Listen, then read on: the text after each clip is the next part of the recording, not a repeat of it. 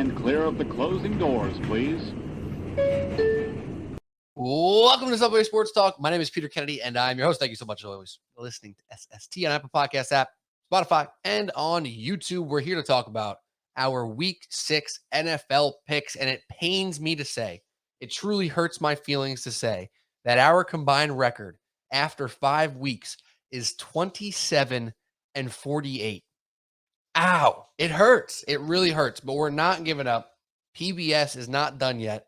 Lesser men would quit while they're so far behind. There's no chance to catch up. But that ain't us. We're out here, and if you want to fade us, go ahead. One of these weeks, you'll be wrong, and we'll be right. So joining me as they will every week through the Super Bowl, PBS, Pete Kennedy, Pat Boyle, and Mark Shenloogian. Pat Boyle, 1-4 last week. How are you feeling? Pathetic. I mean, you summed it up. I feel pretty pathetic. But, look, it's a long season, man. And winners are made in February in the Super Bowl. They're not made in October. It's been a slow start. It's been a brutal start. But we're going to turn it around. Insanity is the definition of doing the same thing over and over again and expecting different results. It's time to mix it up. I'm going to go basically just majority against the spread picks, how the folks do them, how the folks did it before we had legalized gambling. You picked one number, and that was it. And that's what I'm going to base most of my picks off because I feel like I've gotten the side right so many times in these same game parlays that I've been doing, and I've been getting the total wrong. And there's nothing more infuriating than that. But it's time to step up, man. It's time to change some shit around. 8-17 myself is unacceptable. So this is going to be a big week ahead, and this is the start of something great. Just to cover that up real quick, last week on 3 of your 4 losses, you had one leg and not the other. And that's what you're saying. Most of those all year long would have hit if you took them straight. So it sounds like that's your new strategy. We'll obviously get to your picks in a little bit. Also here, the S of PBS, Mark Shenloogian. Mark, how are you feeling with your whopping best number of the trio last week at 2-3? Well, Pete, I don't feel as bad as Pat does. Pat might be on DEFCON 1, 2, 3, or maybe 10 at this point. Look, it's a new week. We're 0-0, and that's what counts. Each week is independent of itself. Last week does not influence my picks for this week. So yeah, I don't know about seeing what my record is in February because at this pace I won't even qualify for the wild card round. But that being said, I'm ready to get back to it this week. So there we go. So now we have the records, as you can see here on if you're watching on YouTube. I'm at 10-15. The speed setting pace here of 10-15 out of the 3 of us, and then Pat 9-16. Did I write that backwards? Shen is 9-16, and Pat, you're 8-17. Correct. Yeah, I believe so. Right? So I gave you the wrong one. So Pat, you're 8-17. And Mark, you're 9-16, and it only can go up from here, in my estimation. I'm just kind of happy at this point. None of us have gone 0-6 on. I'm sorry, 0-5 on a week. 0-6 would be impressive, but now it's time to flip the script. And I think what we're doing here now is whoever has the worst week starts us off on the next week. So Pat, you or I could start. Do you have a preference? I'll go first. Knock us out. I'm ready to rip, man. I got the confidence of a guy who's I don't have the confidence of a guy who's 8-17 on the year. I got the confidence of a guy who's about to go 5-0. Let's go with the Cover Kings. Let's go with the Atlanta Falcons straight up plus 5.5 at home against the 49ers. The only team undefeated against the spread, a perfect 5-0. And I just think Atlanta's been playing, really under the radar football, man. I mean, this goes back to week 1. They were up double digits against the Saints in the fourth quarter, blew that one. And what I love about Atlanta is that their 2 other losses, they were getting blown out in both of them, and they came back. They have not given up. They have shown a ton this year under Arthur Smith and a propensity to play a full 4 quarters game. They were getting washed by the Rams, came back, almost won that game, and then they were getting blown out by Brady again the other week, 21-0, came back, 21-15. If not for I can't believe I'm saying this, if not for the second worst roughing the passer call I've ever seen and second of the week, they would have had a chance to have the ball back and win that game. So this is a team that's been down 3 scores now twice this year. They don't give up. So I like that, even if the 49ers get ahead early, which they've been doing the last couple of weeks, Atlanta's going to stay in this game. They're going to stick to what works, and that is the run game. And even without Cordero Patterson, Tyler Algier, Caleb Huntley, Avery Williams, they have stepped up nicely. For the most part, Atlanta is healthy across the offensive line, which they haven't been for a lot of this season. The defense has done a pretty good job at shutting down the run. They could be thrown all over, but that's where I like this matchup. San Francisco, they're not going to throw the ball all over. They're going to want to run the ball. This is going to be a physical game. I like Atlanta in this spot to keep this game within a touchdown, to keep it within 5 points.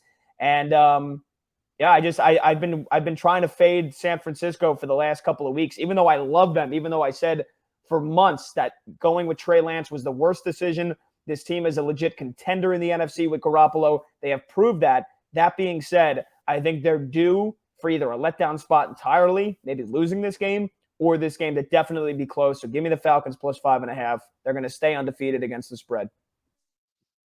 Is that something you're going to sprinkle some money line action on as well, perhaps? No, probably not, because, again, I think San Francisco probably does win this game, but I think you've seen the spread, even though there's a lot of money coming in on the 49ers, the spread keeps coming down. It was at 6.5, then 6. Now it's at 5.5. Went back up to 6, back to 5.5. I like where it's moving. I like Atlanta. Yeah. Bill Simmons always calls this line like the Vegas zone, where it's kind of no man's land. Like everywhere from 4.5 to like 5.5, 6 is like kind of just a weird spot. But you're right. The teetering on this line is interesting to me. And I have thoughts on this game coming up on one of my later picks, but I'll move to my first pick. And Pat, when something's not going well, you have to go with what you know. And now it's time for me to bet on my Minnesota Vikings minus 3.5 at the Miami Dolphins. The Dolphins are starting a third string quarterback. I mean, what are we talking about here? This line somehow opened up at Dolphins -1. I'm seeing here on pregame.com, which blows my mind. I guess if Teddy Bridgewater was going to be the starter, if he was going to be ready, or if Tua was going to be ready, then they were going to say the Dolphins are a better team. But I'm looking at this with a couple different perspectives. Breece Hall ran all over the Dolphins last week. The Jets just played all over the place against the Dolphins and put up 40 damn points. Dalvin Cook had his best game of the week last week against the Bears. The Dolphins defense is not equipped to shut down this run game. And you get Justin Jefferson, Kirk Cousins doing their thing with an offense and with Skylar Thompson at the helm for the Dolphins. I just don't see a realm where the Dolphins have a chance to keep this one close. I think the Vikings should win this one handedly. It'll be their 4th win in a row. And we're going to look back at that Philly game and maybe say, hey, the Eagles got them on Monday night, primetime Kirk. But when you get Kirk Cousins on a Sunday at 1 o'clock, I love my odds because that's where he thrives, in the shadows where nobody's watching. No one's tuning in to watch Skylar Thompson. They're going to look at their fantasy teams and see Justin Jefferson with over 100, Dalvin Cook with over 100, and the Vikings win by more than a touchdown. So I'll take Vikings minus 3.5 at the Dolphins. Not as hot anymore down there. That's my first pick. All right, pick one for me. I'm sticking with the 2-game parlays. I don't care if it's 9-16 so far. Eventually, the tide will turn. Pete, for all the reasons you said, this feels like the Chiefs-Colts game a couple of weeks ago where this line is. I don't understand how it's currently at 3.5. Skylar Thompson, as you said, is confirmed to be playing quarterback this week, and the Vikings don't have any notable injuries to me. I just need the money line. I'm not going with the points. Just give me the Vikings money line. Kirk Cousins 1 o'clock sounds fantastic to me. They're the better team. And look, you're playing a third-string quarterback who couldn't beat the Jets at the end of the day. Pick 2. My God, did the Pittsburgh Steelers look pathetic last week? And they're going against Tom Brady and the Bucs this week. I don't care if the game is at Heinz Field, whatever they're calling it these days. It's not going to matter.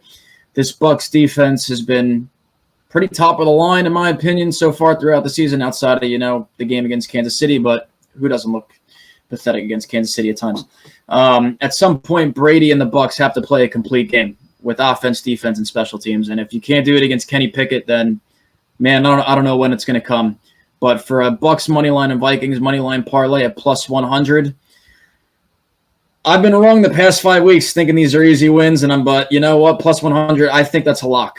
So that's my first pick of the week. All right, pick number 2. Let's go to another dog. Let's go to another home dog. And let's go to the guy that sparks debate like none other in this group chat amongst us, amongst New York media. Daniel Jones, I am going back to the well, and I'm taking the New York Giants here, plus 5.5. Pete, for so long this year, we said this team sucks. There's no receivers, which is true. New coach, not a lot of talent on the defensive side. They're going to be horrible. And week after week after week, the Giants continue to prove everybody wrong. I think something that the sport and the book's continuing to sell on the Giants. They're plus 5.5 at home. They're 4-1. Home teams, home dogs with an 80% plus winning percentage are 50-32 against the spread as home dogs over the last 20 years. And yet, sportsbooks continuing just like they did last Sunday, just like I thought. I had a parlay with the Packers money line, and you think to yourself, how do they keep doing this? Well, what I think the sportsbooks fail to take into account is that, you see the Packers blew the game last week. You see the Titans blew the game week 1 against the Giants, and you say, oh, well, those teams just choked, right? That's not going to happen. But it keeps happening. It keeps happening. Wink Martindale is a goddamn genius right now. Not only the way he goes into a game, the way that he deploys that shell defense, the blitz packages on third down, but the adjustments he makes at halftime. Aaron Rodgers did whatever the hell he wanted to do against the Giants in London in the first half, and then he did nothing that he wanted to do against them in the second half. And oppositely, Brian Daboll also is getting the absolute most out of an offense that honestly should be in the CFL. Daniel Jones at quarterback, receivers led by Marcus Johnson, who I had no clue who the fuck he was before last Sunday, and David Sills, and yet they're scoring points and they're winning games. They marched down the field at will against Green Bay in the second half. And I thought going into that game, all right, well, Green Bay is just going to run all over them. Everybody has run all over the Giants. And in the second half, they couldn't do it. So there's something to be said about the adjustments that are going on in the halftime locker room with the New York Giants. And look, 5.5, Baltimore has not been convincing to me at all so far this season. Lamar as a favorite in his career, he's under 500 against the spread. He's 22-25. That you've got the fact that this secondary can't cover anybody right now. As much of a bounce back we thought they were going to have, Marcus Peters and Marlon Humphrey just look old right now. And Chuck Clark doesn't look good. It got so bad to the point where Jimmy Smith retired because he simply couldn't, his legs weren't holding up anymore. This secondary sucks.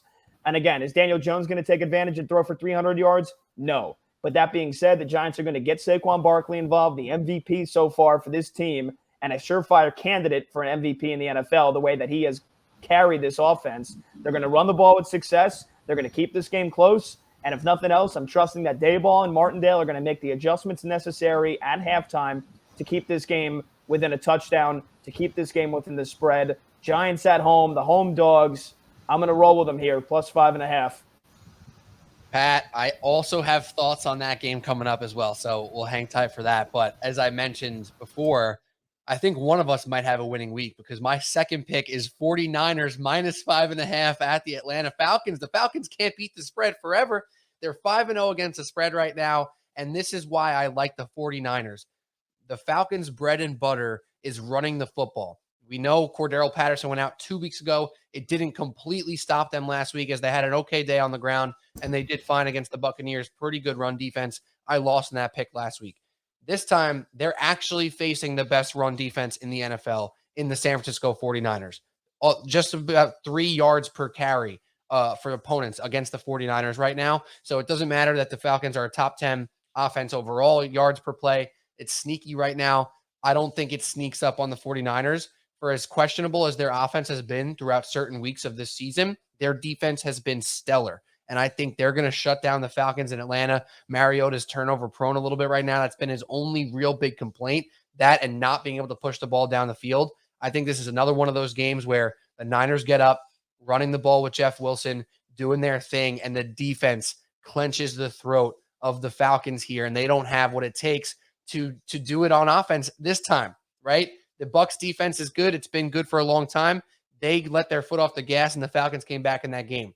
I'm not convinced the Falcons played so well last week that they had the win by the balls there just because of the penalty. Buccaneers kind of fell apart a little bit on themselves there. I don't think the 49ers are going to do that. The run defense is going to be the key. I like the 49ers minus 5.5 at the Falcons. And really quickly before Mark goes, I think it's because now you've got you and me on opposite sides. So for anybody listening, I think it's going to be important to take a look at the injury report heading into Sunday because Eric Armstead's already out. Emmanuel Mosley tore his ACL last week in the secondary. Jimmy Ward has already been ruled out. And then you've got Nick Bosa, Javon Kinlaw, and Samson Ebikam all questionable. So, that run defense is going to be, a lot of it's going to depend on how many of those guys are playing. And I think a lot of their status is basically 50-50 right now as we're recording Thursday night. So that's something to pay attention to. I think even if all three of those guys on the front four play, Bosa, Kinlaw, and Ebukam, I still think Atlanta finds a way to cover. But that's definitely something to look out for. 100%. Always got to keep an eye on the injury report. And yeah, I mean, the injuries that are surefire out, like you said, Mosley, tough break, but I don't think it's going to break the Niners. So I'm hoping that at least this week it doesn't knock them out. So Shen, on to your next pick. You're on mute. All right, pick number 2 is the all New York parlay. And by that, I mean we're fading both of them. The Green Bay Packers at home at Lambeau against the New York Jets in a prime bounce-back spot after last week's debacle where they just completely got away from the run game where they were running all over the Giants, and then Rodgers, his average yards per pass per attempt just goes from like 5 to 12 to 13 in the second half, and he can't do anything. Aaron Jones is averaging over 6 yards per carry this season. A.J. Dillon is averaging under 4, yet A.J. Dillon has more rushing attempts than Aaron Jones on the season. At some point, Matt LaFleur's got to wake up and realize he doesn't have Devontae Adams anymore and start pounding the rock with Aaron Jones, and I think this is finally the week. Look, the Jets, with all their hype, they beat a third-string quarterback this week, and I just really haven't been impressed with them all year. And then leg 2, the Baltimore Ravens. I know Pat's got the Giants plus 5.5. I think the Giants get absolutely routed this week. The luck and good fortune of this team is going out the window. Daniel Jones still sucks, in my opinion. The Baltimore Ravens, Pat roasted Marlon Humphrey. I don't know where he's getting those stats from. In single coverage this season, he's averaging a passer rating of 5.4, according to Pro Football Focus. And on third and fourth downs, he's averaging a passer rating of 2.8 against him with 2 interceptions on the season. So he's actually one of the top corners in the entire league. That is a secondary that gives up 300 yards per game, though. They're the worst passing defense in the NFL. That's fair, but you said Marlon Humphrey is walking around looking like an old man, along with Marcus Peters. Now, I don't have anything about Marcus Peters for sure is. Marlon Humphrey, man-to-man, probably has been as great as the stats say he has, but zone defense, whatever the fuck defense they have been running, it ain't working. All right, we'll see Sunday. Packers big, Ravens big. You won't have to worry about it. Minus 120. Don't even check the box score until 7 o'clock at night and check the money in your account. Pick 2. Wow. So much confidence for a guy with a 9-16 record. I absolutely love that. And I'm with you, by the way, Shen. We're talking about how bad their defensive backs are. We're talking about a pretty bad passing attack for the Giants, too. So weakness meets weakness. It might become a wash. And then you look at the other strengths. Again, I said I have that pick. I may have just showed my hand down the road. So we'll see. It sounds like a lot of it's skewed because of the whole Waddle and Hill explosion from a couple of weeks ago. They look pretty good against Jamar Chase. I know, T. Higgins only played about 10 snaps last week, but they still have Tyler Boyd and Hayden Hurst as well. So it's not like they're scrubs. But moving it back on, I think Pat's ready for pick 3. Yeah, pick number 3 for me. I believe that in the order that I texted you, Pete. Give me the Brownies. Give me the Brownies minus 2.5 here. I don't care if Mac Jones somehow does play. I'd be stunned if he does. This is looking like Bailey Zappi once again. Even if it's Mac Jones, I mean, the line, how much of a line is Mac Jones moving? A point and a half? So at that point, if it's 2.5, if it's 1.5, I don't care. I think the Browns win this by at least a field goal. I think the Browns are the all-around better team. Jacoby Brissett has been everything they could have asked for so far. And, you go back to week 2, the debacle against the Jets, kind of hard to say what if. Their defense, they haven't been able to be trusted, especially the secondary. It's been weak, but, I mean, what does New England want to do? They want to run the ball. That and the fact that my fantasy running back, Damian Harris, I would say it's a miracle if he plays as well. So you're looking at it basically Ramondre Stevenson and then a fill-in of Pierre Strong or Kevin Harris. New England's not going to be able to throw the ball regardless. So that's the weakness of the Browns. The Patriots don't have the willpower and the firepower to throw the ball all over the place. So I like the Browns, especially if Clowney and Myles Garrett both play. Right now they're also questionable. But either way, I think what the Browns have been able to do all year, pound the rock, it's going to bode well for them with Chubb, with Kareem Hunt, against this New England defense that, they shut out the Lions last week. I mean, was anybody, Pete, I think maybe you might have been surprised by that. I know you had the Lions, but at the end of the day, Belichick coach team against the Lions team, that was the worst defense. They get torched, and they find a way to finally shut down Jared Goff, which Belichick did in the Super Bowl. So Browns have been putting up a ton of points. The offense looks great. They're running the ball great. Brissett's been pretty decent so far on third down. Browns at home here. And again, even if it's Mac Jones, I still think the Browns win this game, but especially if it's Bailey Zappi. The Browns have too much on offense for New England to cope with. And if the Patriots could throw the ball, maybe I'd probably stay away from this. But the fact that they're going to have to try to run the ball with Ramondre Stevenson alone, this doesn't bode well for them. Give me the Browns -2.5. I'm interested to see if Mac Jones comes back, what the line does, because I'm not convinced at this point in time, if we have even a slightly banged up Mac Jones, that doesn't work against the Patriots on the line. Bailey Zappi's done more than fine since he's entered the position here. I think it's a shock that he came in for Hoyer and, slung the ball around a little bit. Last week, obviously, went pretty well for him.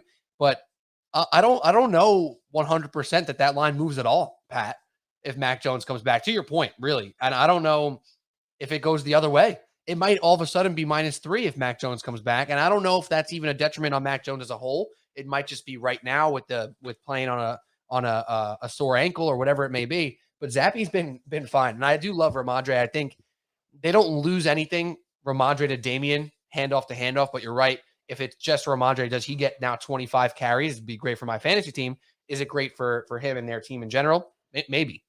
And now, Pat, one of us is having a good week this week because my third pick is a teaser, and my only teaser of the week, Patriots +8.5 and Jaguars +8. The Jaguars have burned me a few times after I hit on them earlier in the year.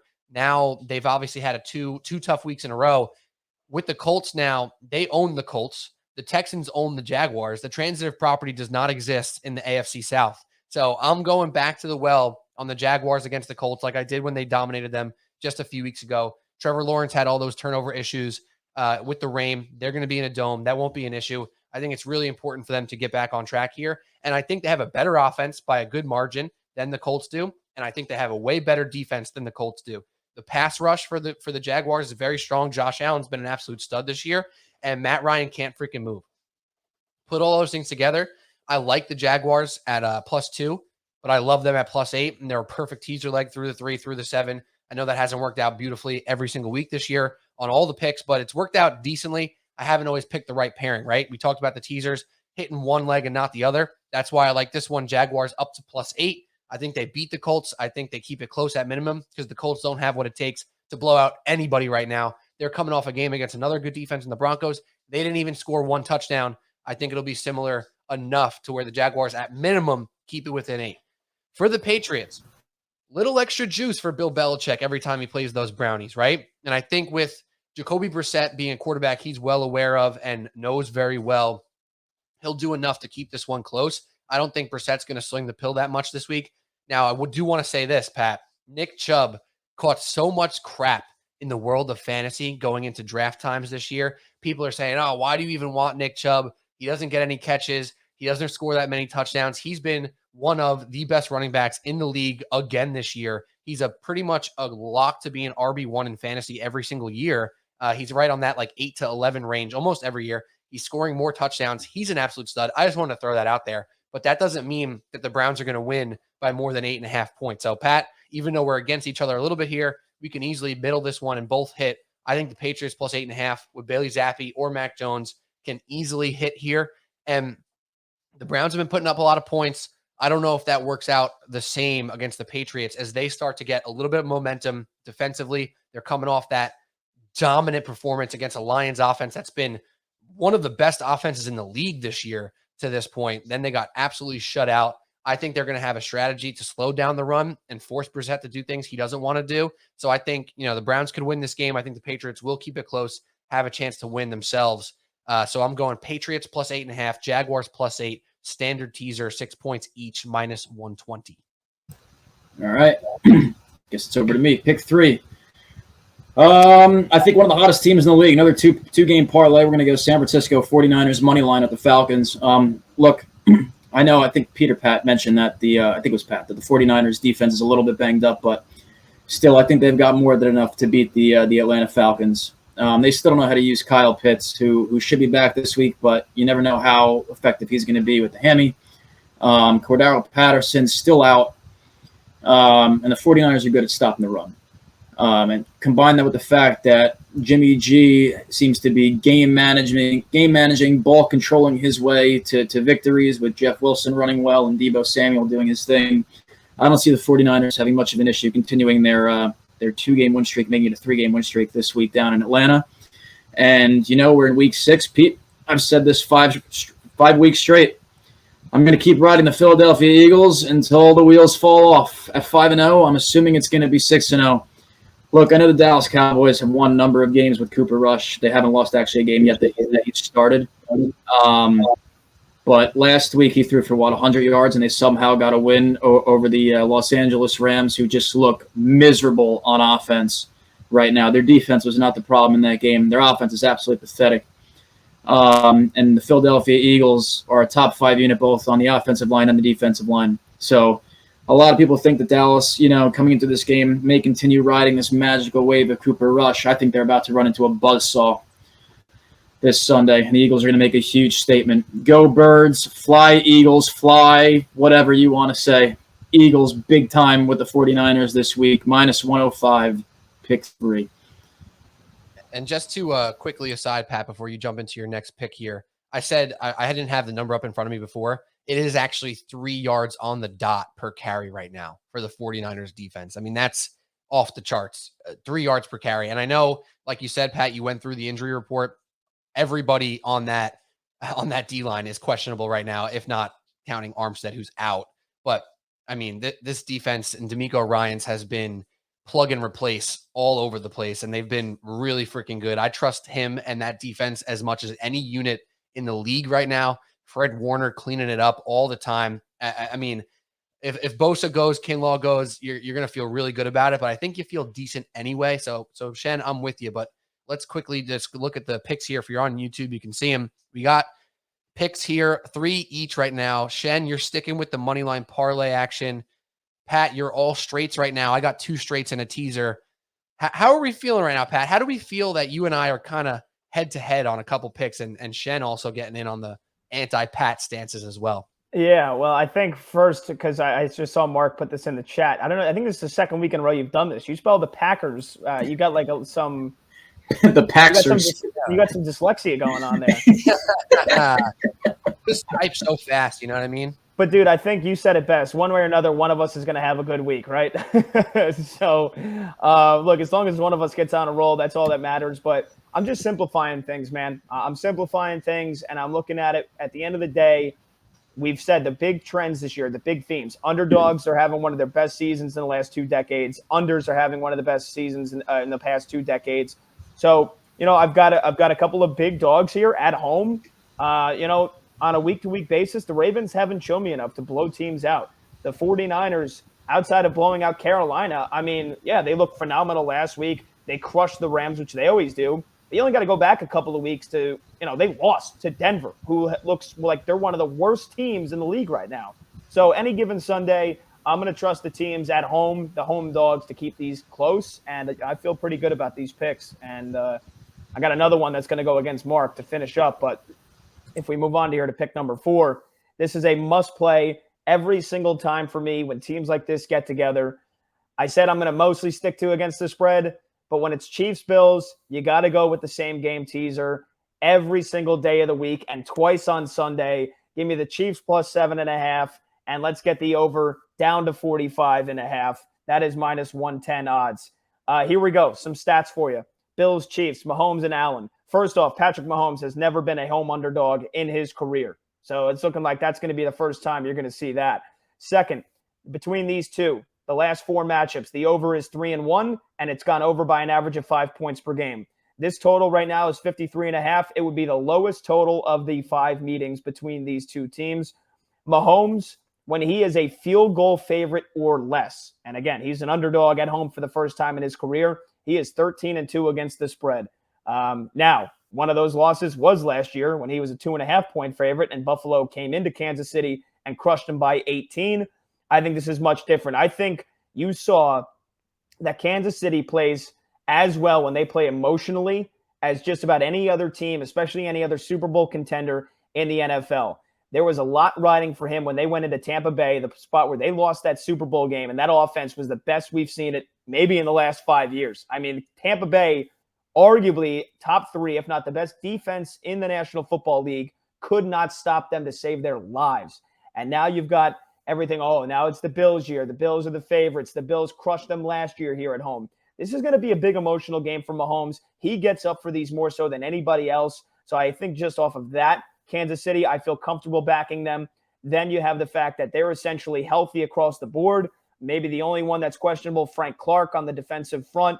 Other than that, this offense has been getting better and better every single week. Again, I think a lot of it is, a lot can be said about the fact that they were able to close that game out against Vegas, coming down from 17-0 and then holding on for the win. Didn't play their best defensively. But for Buffalo, they're coming off the blowout win against Pittsburgh. But we saw what Miami was able to do against them with having minimal time of possession on the ball. I think home field advantage worked for the Dolphins in the heat. Going to be different 4:25 Sunday afternoon, but still, Kansas City at home, I think you can always feel confident backing them. And with the Bills, Tremaine Edmonds, a little bit questionable. That's their middle linebacker. That's the guy who does it all for them and stopping the run, which has been on pace to be a legendary run-stopping defensive unit this year. So we'll see if he plays. I'm not going to make my bet one way or another because of that. Another thing to look out for, big thing to look out for in the secondary, Jordan Poyer. He is once again questionable. If he does not play, I feel unbelievable about this pick, but I'm feeling great about it either way. Chiefs plus 7.5, get the over down to 45.5. I don't see any way the Chiefs lose by more than a touchdown again at home. And there's, like there has been basically every single time these two meet, there's going to be points.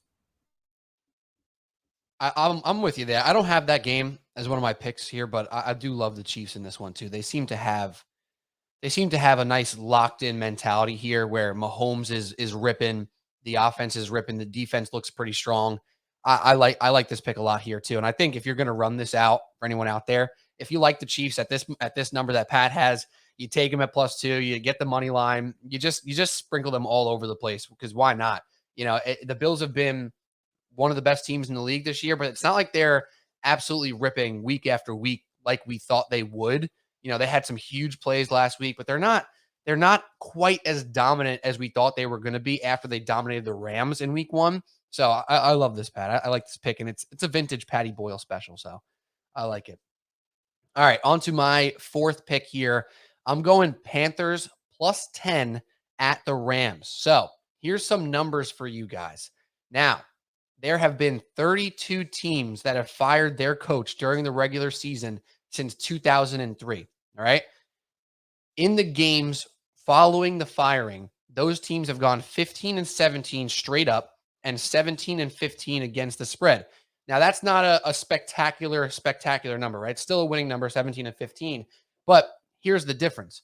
Those teams before the firing had a 26% win rate straight up and a 37% win rate against the spread. So that percentage jump is pretty enormous after the firing. So it's not like all of a sudden they're winning 70% of games against the spread after firing, but it goes from 37% to over 50%. I love that right now. And the one strength of the Panthers has been the defense. And I think if you look at this Rams team right now, they are the second to worst team in the NFL at running the football right now. And this Panthers defense is their strength.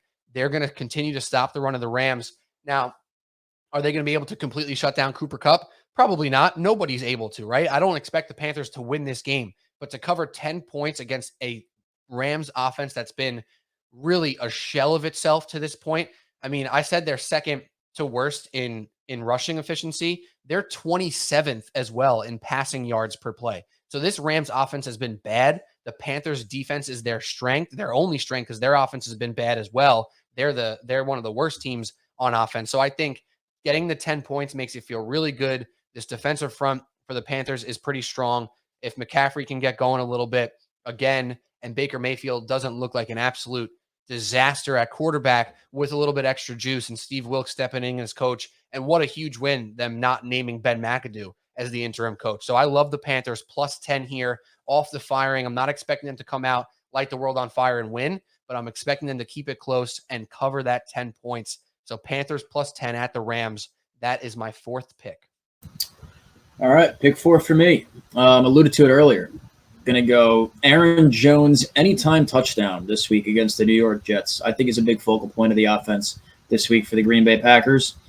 I expect him to feed it to him, and feed it to him some more. He's averaging 6 yards per carry, as I said earlier. The Packers got to realize that they're better off when Aaron Jones touches the football. And we're going to parlay that with, because it's minus 145 currently on DraftKings, so we're going to bring that down to plus 105 with the Los Angeles Rams money line. Pete, you said they've been pretty inefficient and bad in a lot of areas, but the Carolina Panthers, they're even worse to me. I don't need them to win by 10. I think the Panthers covering the 10 is actually a pretty decent pick. But the Rams, this is a big get-back spot for them. They've lost 2 weeks in a row. The Panthers don't boast the defense that the Dallas Cowboys do. I realize they still have issues on the offensive line. It looks like Stafford will have his 4th center in 6 games here.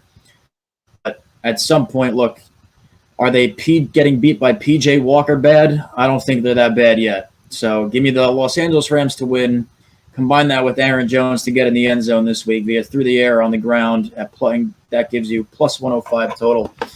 That's going to be my 4th pick of the week. All right, 5th and final pick for me. I'm going against Mark in somewhat of a vein, mostly because he said that they're going to run into a buzzsaw, but they're the cover kings right next to the Atlanta Falcons. I think they cover again. I don't know if they're going to win the game, but give me the Cowboys plus 6.5. They have been the most publicly betted side for the last couple of weeks, and they continue to hit. And they are the most publicly betted side behind the Cincinnati Bengals here in Week 6. I saw 81% of the bets are coming in on Cincinnati. They're minus 1 against New Orleans. That game reeks. I'm not going anywhere near that one. But second right behind that is 68% of the bets are on the Dallas Cowboys plus 6.5. They were the most publicly bet side last week against the Rams. They won the game outright. And I think they followed a formula that is, basically been unstoppable this year.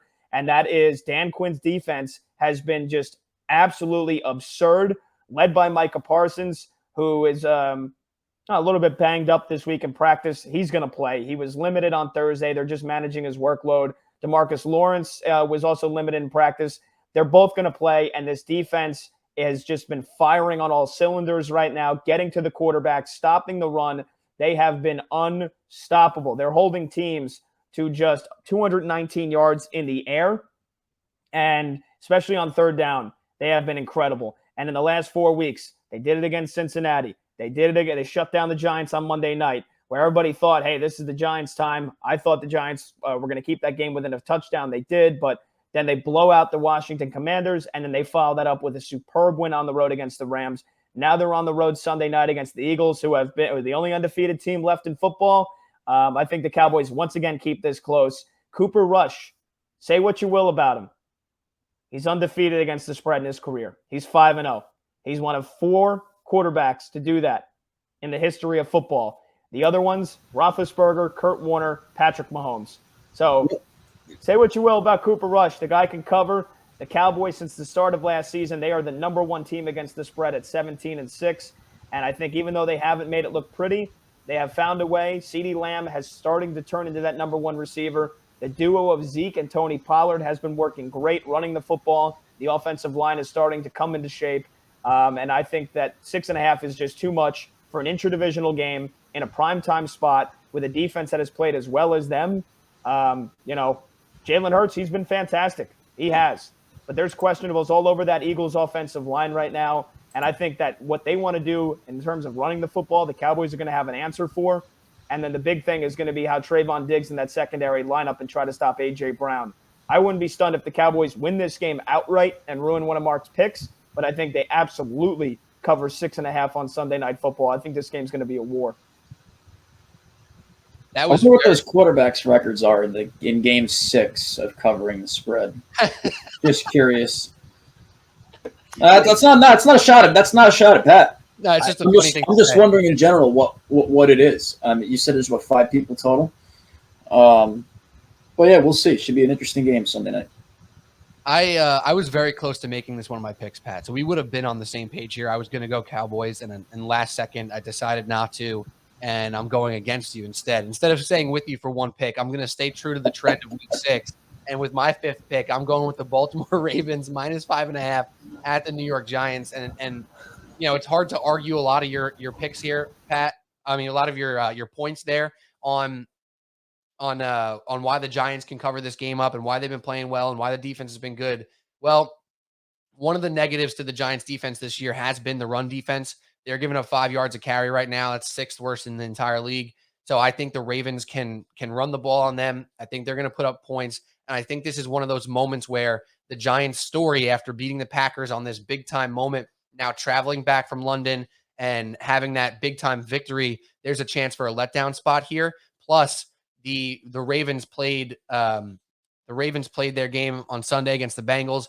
Big-time close win. But the other 2 wins for the Ravens this year have been by 15 points and by 11 points. So I think when they beat the Giants, it can be by a touchdown here. And one thing that I really liked about the Ravens that they were absolutely desperate for is J.K. Dobbins looked pretty good. Now, he only had 8 carries in the game. His first game looking like he's getting back. I expect him to get a heavier usage in this game here. And you got to feel good that he started to look a little bit better there in this game. So I love the Ravens here. This is one of those moments for the Giants where this 4-1 is great. You beat the Packers. Amazing. It was a spectacular win at 9:30 Eastern time last Sunday. I'm not now convinced all of a sudden that the Giants are this team, that they're going to all of a sudden just dominate and play with a team like the Baltimore Ravens, who I look at as one of the AFC contenders. I think this is a moment for the Giants to be let down and to be proven who we thought they were from the beginning of the season. They're not that team, and they can't pass the ball. We talked about it a little bit earlier. The weakness of the Ravens defense has been the secondary. The Giants are not the type of team who are going to be able to take care of that. And just all of a sudden, the Giants are going to pass the ball all over the Ravens defense. So the Ravens defensive run stopping hasn't been spectacular either. It's pretty much right there with the Giants. So unless Saquon goes absolutely nuclear again and again and again and again, I don't know if it's going to be enough to keep up with Lamar and what he's been doing, because he's been absolutely spectacular. A lot of talk about Wink Martindale and how he knows Lamar and knows the Ravens. I'm not buying into it. I think Lamar is en route to a possible MVP level season, and this is going to be one of those games where he puts his foot in the ground and take out the Giants at home -5.5 after a little bit of a letdown after the Giants' spectacular win over the Packers. So I'm going with Ravens -5.5 at the Giants as my final pick. All right, final pick for me. And you know what? It's time to get creative again. 3 legs. I'm going back to the well. Not too crazy as a couple of weeks ago, but look, I couldn't find anything else that I really liked until I started messing around with some of these lines. And, Pat did a little bit of a teaser on the Kansas City-Buffalo game. So I said, well, no, I had this pick made already, but I just thought, we're thinking a little bit of the same thing on the same wavelength. So 3 legs, all involved with this Kansas City-Buffalo game. Leg 1, Kansas City Chiefs +12.5 in this game. Pat has them +7.5. Mahomes at home as an underdog. 12.5 should be more than enough points. I don't like the Buffalo secondary, especially the 2 safeties, with Hyde being out for the year and Poyer being banged up. I think even if Buffalo does get out in front in this game, I think that the Chiefs will be able to throw their way back, kind of like last week when the Raiders were up 17-0 on them early. And that's also factoring into this. I can't see the Chiefs starting out as flat as they did again in back-to-back weeks. So Kansas City +12.5 with all the firepower that they have. I think you could honestly do it both ways in this game. I'm just more comfortable with the Chiefs being at home +12.5. Leg 2, Kansas City Chiefs to score over 22.5 points this week. I'm expecting shootout. I think everybody's expecting a shootout, especially just with the way that these offenses can move the ball in the tempo that they play at. This could turn into a track meet very fast, even if it's like a 10-7 game at the half or something even less than that. I think, within any 5 minutes given in this game, there could be an offensive explosion. And then last, the Buffalo Bills over 19.5 points in this game. I feel very comfortable that both teams score 20. Obviously, the Chiefs need a little bit more, more than that 20 points. But look, the Buffalo Bills offense has been as great as anybody in the NFL this season. They've barely punted. The strength of the Chiefs is obviously not their defense. Last time these 2 teams played, Gabe Davis had 4 touchdowns, and Stephon Diggs is playing in this game. They've got Isaiah McKenzie too. They've got plenty of weapons. I don't see any reason why they're not going to throw up 20 points in this game. And when you can get it at minus 110, pretty much at a toss-up for odds, I feel like you have to go with it because everyone and their mother doesn't think this is going to be a 13-10 game. So just to reiterate that one more time, I know it was a mouthful. Kansas City Chiefs plus 12.5. Kansas City Chiefs over 22.5 points. Buffalo Bills over 19.5 points. Minus 110. Pick 5 to wrap it up for week 6. And some major league finagling of the spreads there by you, Mark, because I just went onto DraftKings while you were doing that, and I tried to see if there's a way for you to do Chiefs plus 12.5 and then an alternate total by itself. And you actually can't even get to the numbers that you have, right? So if you have Chiefs, well, did you same game parlay it? Yeah, so I did same game parlay, Chiefs plus 12.5, and then the lowest over that you can get on DraftKings same game parlay is 44.5, which is higher than what you have in general. You have a total of 41.5, right? So the way you finagled this to minus 110 is actually pretty incredible because if you go Chiefs plus 12.5, which is the highest number you can get on DraftKings same game parlay, and over 44.5, which is the lowest over you can get, it's minus 165. So you somehow kind of figured out a Chiefs plus 12.5 over 41.5 at minus 110. Kudos. Well done to you. You need obviously a little bit more. That's interesting. Favor, but I mean, what a way to finagle the lines in your favor to get a nice little minus 110 there. You see, I didn't realize that, Pete, but that's very interesting that you bring that up, going by the individual team scoring props. Yeah, now obviously the way the odds work on that is you're now not relying on total points. Like say the Chiefs win, 35 to, 13 or something like that, and the number would have hit, that's where you would lose out. But you're expecting this to be a closer game, and you're expecting both offenses to put points on the board. And that, it makes sense to me. And this is how we've said many times on this podcast as famous last words. How can this lose, right? Like, how can this possibly lose? Cody O'Connor will be in our group chat ripping us when one of these picks, especially this pick, Mark. So you said it yourself right there. For the Chiefs to win 35-13 or be in that position, Buffalo loves throwing the ball as it is. They're allergic to running it. And if they get behind, it's going to be throw even more to that point. So look, I think if any leg busts, to be honest with you, it's an off day from the Kansas City offense, and they don't get to the 23. I can't see Buffalo not scoring 20. Can't see it. Pat, how do you feel about Mark's shenanigans, Shenloogian same gamer? I think he could be onto something. We've said these words before. Yeah, we have. I think he's right. Buffalo not getting to 20 would feel like a giant shock. But he's got Kansas City plus 12.5. He could be looking like a genius with Buffalo getting to 20 at halftime. But if the Bills win this game 30-20, 30-21, he loses. So it's really going to, like he said, it's going to be on whether the Chiefs can get to 23. They should. I think they do. I've got them, plus 7.5 and over 45.5. But I thought that was really, really well done. The way, like you said, he finagled that, because if he had the Chiefs plus 12.5, I think to get the same odds, he would have needed to take over 49.5. But yet, here he needs two teams to basically each get to Chiefs get to 23, Bills get to 20. That seems like it's a lot more likely to happen. And Mark, if I can just say this real quick, if you switched it, right, and went with the Chiefs at 19.5 on the over and Bills at 22.5 on the over, it's actually minus 105. And I mean, I'm not telling you to change your pick, but I'm just saying if that's how you feel it can get blown up, I mean, in reality, you can probably throw in both and possibly hit both, So it's kind of a interesting little way there. I'll go back to what I said a couple weeks ago. I think with the Lamar Jackson thing, granted, he didn't get injured, but I think the only way this thing does get blown up is if somebody gets hurt. Because I'm not even relying on, stats here, where Lamar didn't get to the 170, and that's what blew it up a couple weeks ago. This is just the team totals and whatnot. And if somebody gets hurt, maybe the Chiefs don't cover the plus 12.5 if Mahomes God forbid, goes down. But right, not something you ever want to bet on, right? You're never going to bet with that in mind unless somebody's going into the game with an injury where you think they can leave, right? Like if you're going on Herbert the week after he, got the rib injury, maybe you can say with some level of confidence, I could see him not finishing the game, but you're never going to ever make a pick assuming of injury. So, I like it. I like it. Here we go.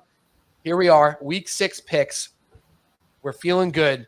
I think we're feeling good, and we're ready to go. So there's a chance now for Pat to clean up and me and Mark to have some ugly losses here. There's a chance for me and Mark to clean up and Pat to have some ugly losses, but it seems like the way our picks have landed here today, that someone, possibly 2 of us, should have very strong weeks here. So just to recap real quick, if you're on YouTube, you can look along with us.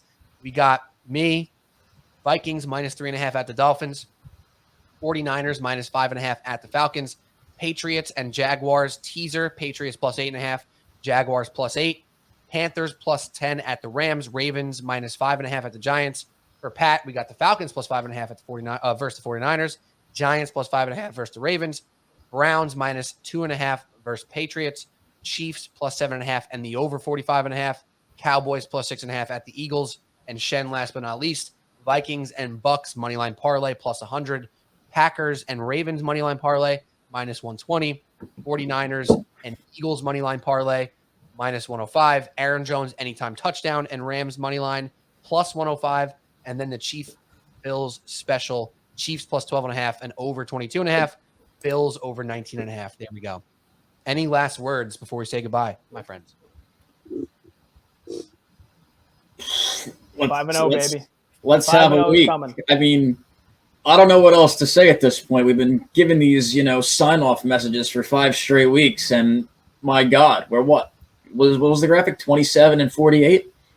Yes. So we've won 27 out of 75 games. We're playing a little bit over 33% ball here. It looks like Daniel Jones's completion percentage for this Sunday. But that's where I'm at. So good, as I like to say to Pat before I sign off, before we usually make our bets, good luck to all and good luck to absolutely nobody. So we'll see what happens. There we go. I'd like to counter what Mark said about the Daniel Jones completion percentage, because Daniel Jones is 8th in the NFL, 67% percentage completion. It was a joke. It was wrong. And not a funny joke, Mark. That's our quarterback. That's right. You don't have to be funny, Pete, because at the end of the day, when Marlon Humphrey is locking up whoever he's locking up again this weekend, it's going to be irrelevant. Whether it's Richie James or Ricky Martin or whoever Pat was talking about before. They can lock up wherever they want to lock up. Can they stop Saquon Barkley? Last 4 teams have not been able to. That is literally the only question. That is the only question. And Daniel Jones has been relatively turnover free to this point as well, and that's something that's been a huge feather in his cap in 2022, and hopefully he can keep it up for the sake of Giants fans. And the Ravens are looking to make that not true after this week, but we shall see how it goes. Guys, we have basketball season starting next week. Cannot wait to rip a basketball podcast. So anyone listening today, next week we're probably not going to do our standard NFL recap. I know that's going to be 2 weeks in a row where we're not recapping football, but with the Knicks preview we have to do, basketball preview we have to do, probably going to push that off. Maybe we'll do something else. Maybe we'll get 3 episodes in next week. We also have the Yankees playoff, who their game got moved on Thursday, so that's a little bit in limbo right now. But we got Yankees playoffs, we got basketball starting, and we have football in full swing. So what a time to be a sports fan. Thank you guys for listening. As always, don't forget to subscribe, rate, review on your podcast app, Apple or Spotify, and on YouTube. Subscribe and hit the notification bell. Leave a comment or hit us up on social at Subway Sports Talk, Twitter, Instagram, TikTok, at Pat Boyle 44, at MShen26, and me at P Kennedy with 2 Y's. Everybody, thank you for listening. Good luck in your picks. Hopefully you're doing better than us this year. And maybe this is the week we turn it around. And maybe we'll be saying the same thing in week 7. Subway Sports Talk, everybody. Thanks for listening. We'll talk to you soon. Cheers.